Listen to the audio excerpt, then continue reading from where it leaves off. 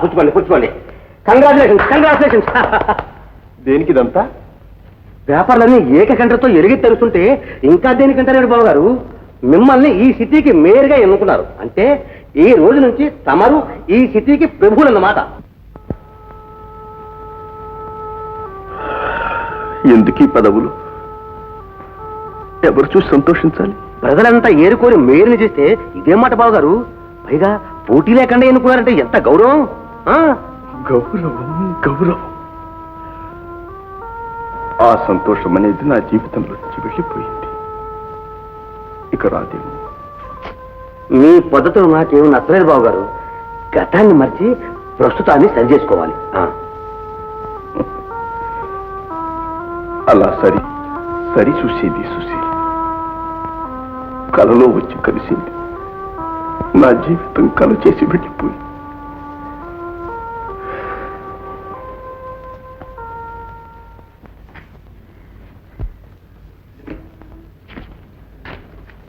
ఇక మీరు వెళ్ళొచ్చు.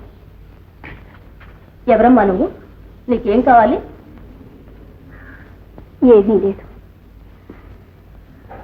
రెపరెపలాడే ఈ గుడ్డి దీపం ఆరిపోయే ముందు ఒక్కసారి కృతజ్ఞత తెలుపుకుని పోదామని వచ్చాను. కృతజ్ఞత దేనికి?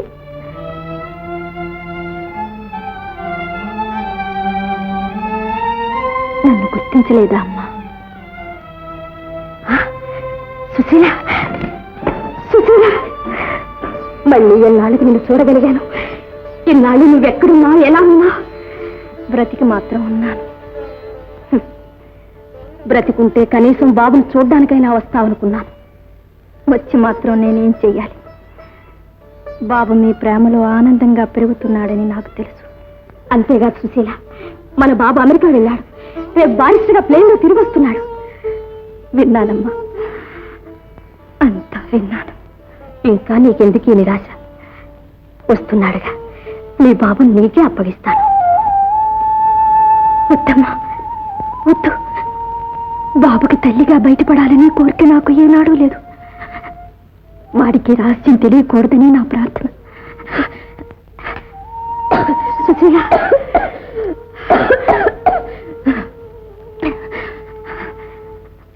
ఆఖరి దశలో ఒక్కసారి బాబుని చూసిపోదామని వచ్చాను. అంతేనమ్మా, అంతే. ఇంత నీరసంలో ఉండి నువ్వు రావాలా? బాబు రాగానే నేనే నీ దగ్గరకు తీసుకొస్తాను. వద్దు వద్దు.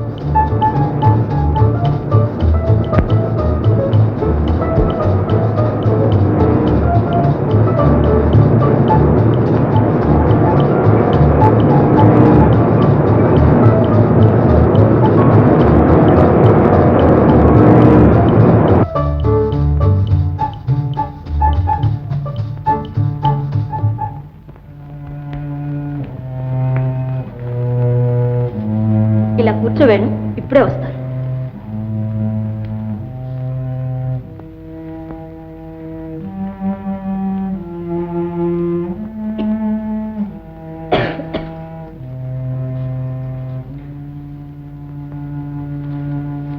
సుశీల, అమ్మా వచ్చారా? రండమ్మా రండి. నేనే కాదు, మన బాబుని కూడా తీసుకొచ్చాను. బాబుని తీసుకొచ్చారా?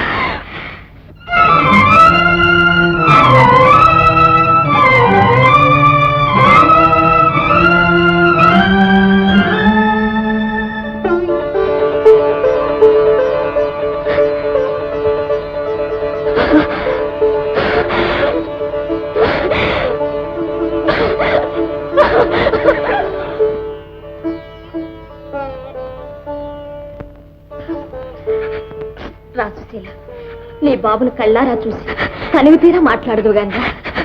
వద్దమ్మా, వద్దు.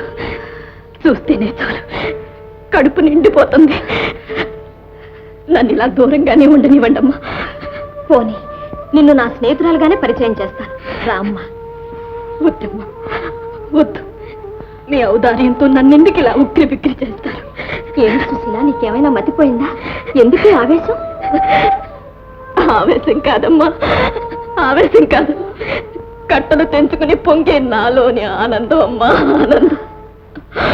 నా బిడ్డ కళ్ళ ఎదుట పడే ధైర్యం నాకు లేదు. నన్ను ఇలా పరాయిగానే ఉండని, ఇలాగే ఉండనివ్వండి. సుశీల, నా బాబు తండ్రి అంతటి వాడే, అదే చదువు విదేశాల్లో చదివి నా కళ్ళ పడ్డ తర్వాత ఇంతకంటే నాకు కావాల్సింది ఏముందమ్మా? తానొక సంపన్నుని సంతానమని, ఒక సుప్రసిద్ధ లేడీ డాక్టర్ బిడ్డనని నా బాబు కంటున్న బంగారు కలలన్నీ నేను భగ్నం చేయలేనమ్మా, నేను భగ్నం చేయలేను. అమ్మా, బాబు, బాబు,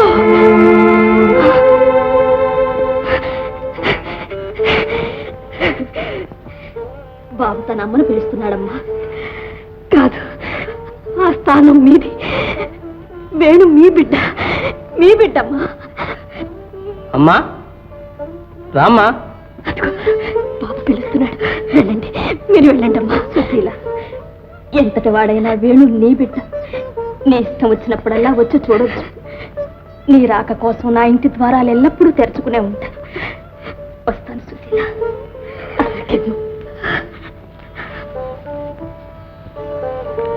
పద బాబు. ఎవరమ్మా ఆవిడ? ఎందుకు అలా బాధపడుతుంది? అదంతా ఒక కథ నాయన. ఆవిడికి నీ ఈడు బిడ్డుండేవాడు. నిన్ను చూసినప్పుడల్లా తన బిడ్డను నీలో చూసుకునేది. ఇన్నాళ్ళు నీ రాక కోసం నాకంటే కూడా ఆవిడే ఎంతో ఆశతో ఎదురు చూసేది. అందుకోసమే ఆవిడకి నిన్ను చూపించాలని తీసుకొచ్చాను. మరి ఆమె బిడ్డ ఏమయ్యాడు? ఆవిడ చాలా దూరం అయ్యాడు. పాపం, కన్న తల్లి గుండె కోత ఆ తల్లికే తెలియాలి. అవును నాయన. అలాంటప్పుడు నన్ను ఎందుకమ్మా ఇక్కడికి తీసుకొచ్చావు? బాబా. అవునమ్మా, మర్చిపోయిన బాధను మళ్ళా గుర్తు చేసి ఆమెను మరింత ఏడిపించడం నాకు ఇష్టం లేదు. రామ్మా, వెళ్ళిపోదాం.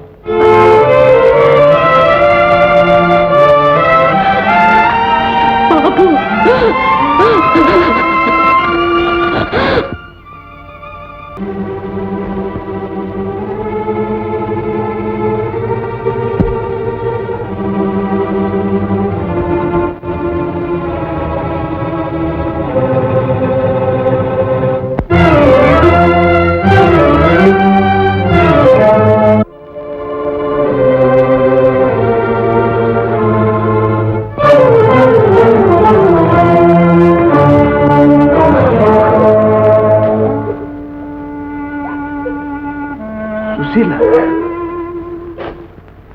నువ్వేనా? సుశీల, మీ సుశీల ఏనాడో చచ్చిపోయింది. కోరి పెళ్లాడిన అర్ధాంగికి కూడా ద్రోహం చేసి ఆత్మవంచన చేసుకోకండి. వెళ్ళండి, ఇక్కడి నుంచి వెళ్ళండి. అర్థంగా నాకా? అర్థమైంది సుశీల.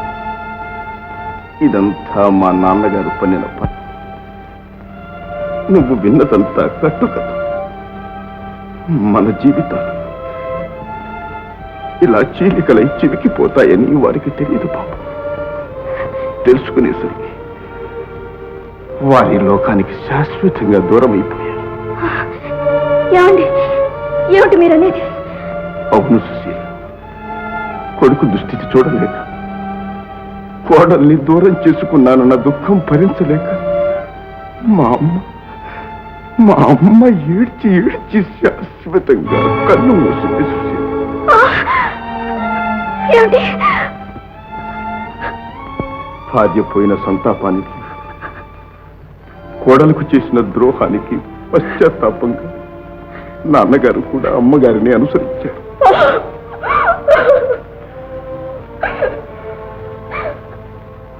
మీకు వివాహం కాలేదా?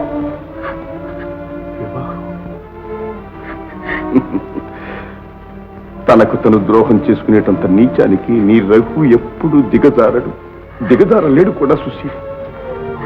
సుశీల, అప్పటికి ఇప్పటికీ ఎప్పటికీ నా హృదయంలో ఉన్న దేవత ఒక్కటి, అది సుశీల.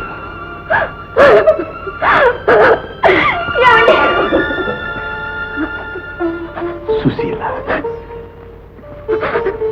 లోకం వేసిన పాఠానికి తట్టుకోలేక నా కళ్ళు నేనే పొడుచుకున్నాను. చెరువులో ఉండి కూడా మీకు దూరమై మీ మనసు క్షోభ పెట్టాను. కన్నవారిద్దరినీ మీకు దూరం చేశాను. సుశీల, సుశీల, విధి విధించిన అగ్ని పరీక్షలో ఉత్తీర్ణులమై నిలిచి ఎప్పటికైనా తిరిగి కలుసుకోగలిగాం. ఇది మధుర క్షణం. ఇక మనల్నెవ్వరూ వేరు చేయలేరు సుశీల.